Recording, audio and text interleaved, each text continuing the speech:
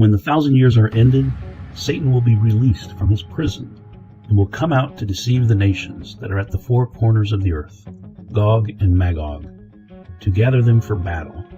Their number is like the sand of the sea. And they marched up over the broad plain of the earth, and surrounded the camp of the saints in the beloved city. But fire came down from heaven and consumed them, and the devil who had deceived them was thrown into the lake of fire and sulfur, where the beast and the false prophet were. And they will be tormented day and night forever and ever. Revelation chapter 20, verses 7 to 10. We've already seen prophetic imagery depicting a great effort to destroy the church in chapter 12, verse 17, chapter 17, verse 14, and chapter 19, verse 19, for example.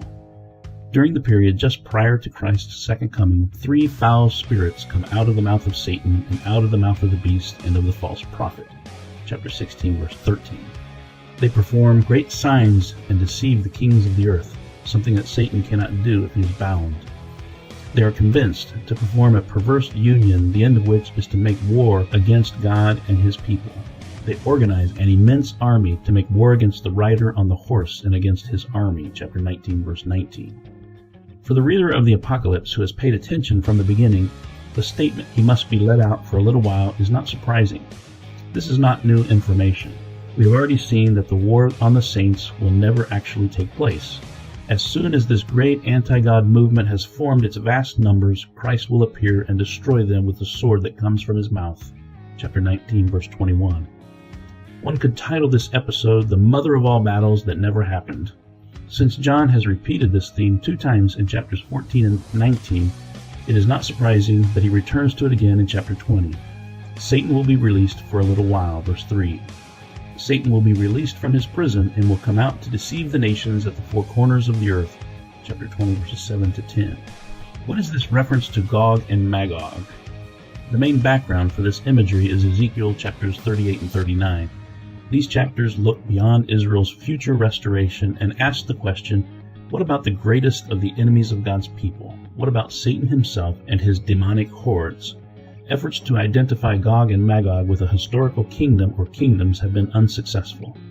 As Julie Gallenbush writes in Erdman's Dictionary of the Bible, no precise connection can be drawn to any known people or territory.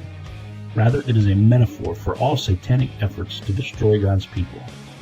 The number of them is like the sand of the seashore, and they came up on the broad plain of the earth and surrounded the camp of the saints in the beloved city, and fire came down from heaven and devoured them. Chapter 20, verses 8 and 9. We should not forget that this is symbolic language. The phrase the beloved city does not refer to the geographical city of Jerusalem, which has already been destroyed. Jesus said to the Samaritan woman, "Woman, believe me, an hour is coming when neither in this mountain nor in Jerusalem will you worship the Father. An hour is coming, and now is, when the true worshipers will worship the Father in spirit and in truth." John chapter 4, verses 21 to 23. Christ declared that the old system in which the people of God were defined as a race and a special geographical location is now obsolete. God allowed that system and that city to be destroyed in the year 70 AD. The beloved city mentioned here in Revelation is a symbol of the church, the people of God. These words show that there will be one final global effort to put an end to the church. Satan will be released for a little while to threaten the church. But the great anti-God army never has an opportunity to do damage to the church. Christ appears, and fire came down from heaven and devoured them. Verse 9. The devil himself is thrown into the lake of fire and brimstone, where the beast and the false prophet are also, and they will be tormented day and night forever and ever.